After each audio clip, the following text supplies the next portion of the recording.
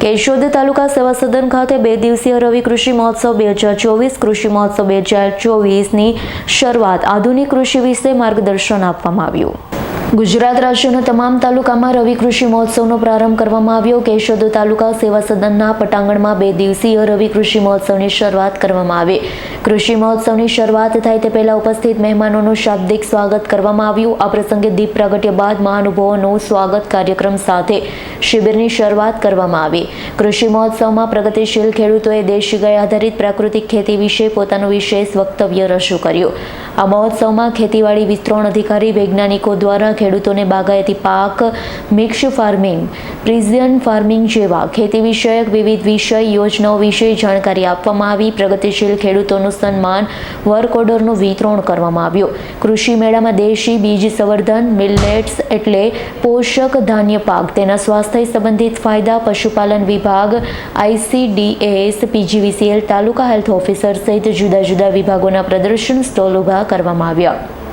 કૃષિ શિબિરમાં કૃષિ વિભાગ અધિકારી, ધારાસભ્ય દેવાભાઈ માલમ, આસિસ્ટન્ટ કલેક્ટર, મામલેદાર, તાલુકા વહીવટીતંત્ર, પાલિકા પ્રમુખ તેમજ ખેડૂતો ઉપસ્થિત રહેતા 2 દિવસ ચાલનારા કૃષિ મહોત્સવમાં ફાર્મર રજિસ્ટ્રેશન, પ્રાકૃતિક ખેતી, કૃષિ સાધન સહાય યોજના, નેનો યુરિયા, નેનો DAP સહિતના ખાતરોની માહિતી, વૈજ્ઞાનિકો સાથે પરિસંવાદ તેમજ પ્રાકૃતિક કૃષિના મોડલ ફાર્મની મુલાકાત સહિતના કાર્યક્રમ યોજાશે। નમસ્કાર, હું ડૉક્ટર KM કારેથા જૂનાગઢ કૃષિ યુનિવર્સિટીની અંદર સહ-પ્રાધ્યાપક તરીકે ફરજ બજાવું છું। આજે રવિ કૃષિ મહોત્સવ 2024 અંતર્ગત જૂનાગઢ જિલ્લાના કેશોદ તાલુકા ખાતે આજે કૃષિ મહોત્સવનું આયોજન કર્યું છે। તેમાં અમે કૃષિ તજજ્ઞ તરીકે આજે ખેડૂતોને બાગાયતી પાકોની અંદર તેમજ પ્રાકૃતિક ખેતી અને એના મૂલ્યવર્ધન વિશેનું જ્ઞાન આપવા માટે આજે કેશોદ આવેલા છીએ। આવનાર દિવસોની અંદર જે ખેડૂત ભાઈઓ પ્રાકૃતિક ખેતી અપનાવે, પોતાના ખેતરમાં જે કાંઈ વસ્તુ તૈયાર થાય છે એનું મૂલ્યવર્ધન કરે, જેના થકી ખેડૂતો છે તેની આવક છે ડબલ કરતાં પણ વધારે વધી શકે છે। આવા હેતુથી અમે 2 દિવસ સુધી આજે કેશોદ રોકાવાના છીએ। ખેડૂતો અમારા સ્ટોલની પણ મુલાકાતે લેવાના છે અને એને અમે યોગ્ય માર્ગદર્શન આપશું, જેથી આવનાર દિવસોની અંદર છે ખેડૂતો છે પોતાની આવક વધારી શકે અને એના ખેતરમાં જે કાંઈ વસ્તુ તૈયાર થાય છે એનું મૂલ્યવર્ધન થકી પોતાના કુટુંબ માટે અને દેશ માટે છે એ જંતુમુક્ત અને રાસાયણિક મુક્ત, ઝેર મુક્ત આ બધી વસ્તુઓનો છે ઉપયોગ કરી શકે એવા હેતુથી સરકારના જે પ્રયત્નો છે એની અંદર આજે જૂનાગઢ કૃષિ યુનિવર્સિટી પણ છે સહભાગી બનેલ છે। મારું નામ કરમસિંહભાઈ મંજુભાઈ વણપરિયા, ગામ પીપળી બાવાની, તાલુકો કેશોદ। આજે હું આત્મા પ્રોજેક્ટ અંતર્ગત અને સરકારશ્રીના જે કૃષિ મહોત્સવ 2024માં અંતર્ગત હું અત્યારે અહીંયા કેશોદ તાલુકા મથકે જે કૃષિ મહોત્સવ છે એમાં હાજરી આપી છે। હું છેલ્લા 20 વર્ષથી સજીવ ખેતી કરું છું। તો સજીવ ખેતીમાં જમીન અને પર્યાવરણને જે નુકસાન થતું હોય એટલે પ્રાકૃતિક ખેતી કરતા હોય અને જમીનની તંદુરસ્તી રહે, પર્યાવરણનું રહે અને જે એના આપણે પ્રાકૃતિક કૃષિથી કે જે ખોરાક ઉત્પાદન કરીએ આપણે એ ઝેર મુક્ત હોય છે, એટલે જે સરવાળે આપણે પર્યાવરણને, માણસના આરોગ્યને અને તંદુરસ્તીને માટે સારો ખોરાક પ્રાપ્ત થાય એના માટેથી અમે સિઝનલ ખેતી પાક ઉત્પાદન કરતા હોય। જેમ કે ચોમાસું છે, અત્યારે મારે મગફળી અને હળદર છે તો એનું મૂલ્યવર્ધન કરી અને બજારમાં હું છેલ્લા 15 વર્ષથી વેચાણ કરું છું।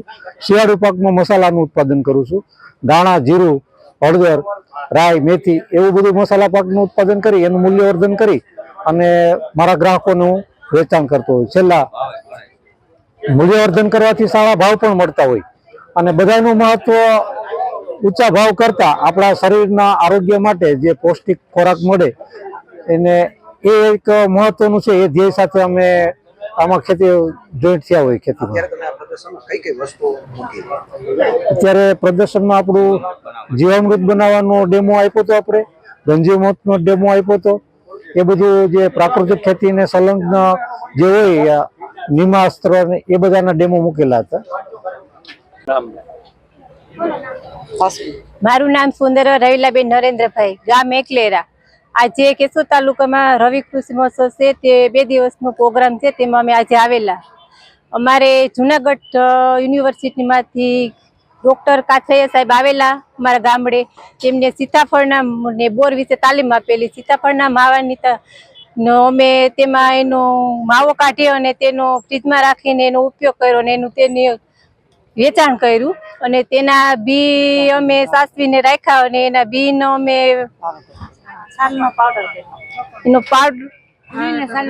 એનો પાવડર કરીને અમે તેનું વેચાણ કર્યું અને તેમાં અમને સારી સફળતા મળી. સમગ્ર રાજ્યમાં તાલુકા કક્ષા આજે રવિ કૃષિ મહોત્સવનું આયોજન છે. ટોટલ રાજ્યમાં 249 સ્થળે રવિ કૃષિ મહોત્સવનું આયોજન છે. આપણે કેશોદ તાલુકામાં પણ આજે એક રવિ કૃષિ મહોત્સવનું આયોજન કરેલું છે, જેમાં 2 દિવસનો કાર્યક્રમ છે.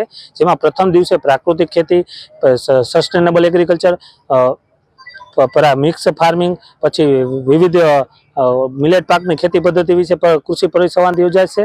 અને ત્યારબાદ ખાસ કરીને બપોરે પછી ના પ્રાકૃતિક ફાર્મ જે છે એની મુલાકાત ગોઠવવામાં આવેલી છે. કેવદરા ગામે આપણે મુલાકાત રાખેલી છે. આમાં વધુમાં વધુ ખેડૂતો ભાગ લે અને ખાસ કરીને KYC અને ટૂંકમાં આધાર સીડિંગ અને ફાર્મર રજિસ્ટ્રીની કામગીરી પણ અહીંયા સ્ટોલ છે. પછી આપણે જે નવો આયામ જે સરકારશ્રીનો છે કે ભાઈ નેનો યુરિયા અને નેનો DAP, તો એમાં કઈ રીતે એનો ઉપયોગ કરવો, એનો કેટલી સબસિડી છે, એનો સહાય દરે વિતરણ પણ ચાલુ છે. ખાસ કરીને જે ફાર્મ મેકેનાઇઝેશનના છે, સોલાર પાવર કિટમાં એમાં પણ આ ખેડૂત પોર્ટલ આજે ચાલુ છે. તો વધુમાં વધુ ખેડૂતો મિત્રો એમાં અરજી કરીને લાભ લઈ શકે. ફાર્મ મેકેનાઇઝેશનમાં ટ્રેલરની પણ યોજના નવી આ સરકાર દ્વારા લોન્ચ કરેલી છે, તો એમાં પણ ખેડૂતો અરજી કરીને ભાગ લઈ શકે.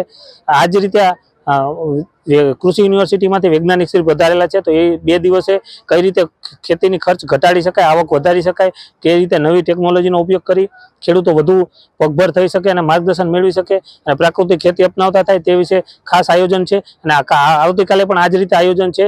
તો વધુમાં વધુ ખેડૂત મિત્રો આમાં કૃષિ મહોત્સવમાં ભાગ લે તો અનુરોધ. રાવલિયા મધુનો રિપોર્ટ, S9 ન્યૂઝ, કેશોદ. અમારી તમામ માહિતીથી અપડેટ રહેવા માટે જોડાયેલા રહો S9 ન્યૂઝ સાથે.